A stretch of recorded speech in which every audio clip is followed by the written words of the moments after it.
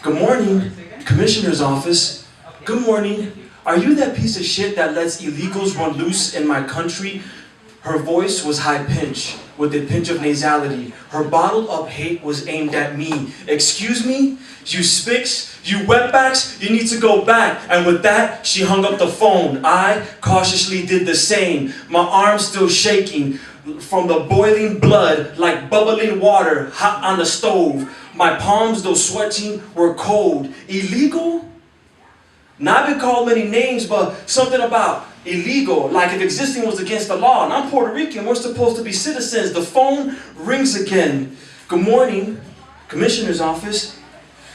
What's the deal with all you aliens? The raspy voice said. His words were thick and hard for my ears to digest. The only thing you spics are good for is gangs. And before I could respond, he was gone. Gangs, huh?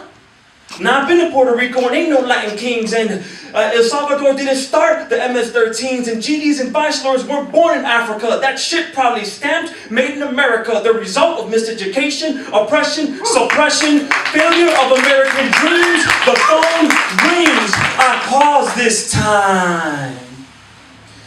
The ringing reminded me of ticks from a clock on a bomb. The voice on the other end was calm, like still trees before the hurricane. Why don't you just go back? Nobody wants you here. Just go back. There was no sound when he hung up the phone, just a ringing silence. Go back? Go back to where? I was born here, raised in Logan Square. Should I have the same attitudes that occupy the neighborhoods that I once knew? Reverse of the white flight.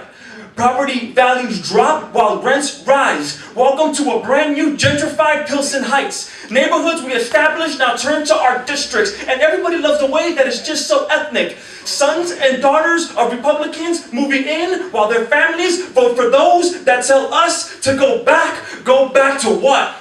To the countries owned by the United Fruit Company? Or to the murderous dictators backed by US policies?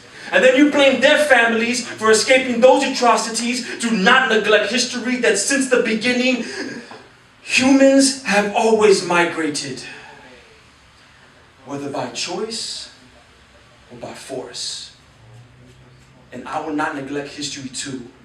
And know that the immigrant has always been hated, from the African to the Irish to the Asian. The phone rings again. Yo, thank y'all so much for letting me spit, yo.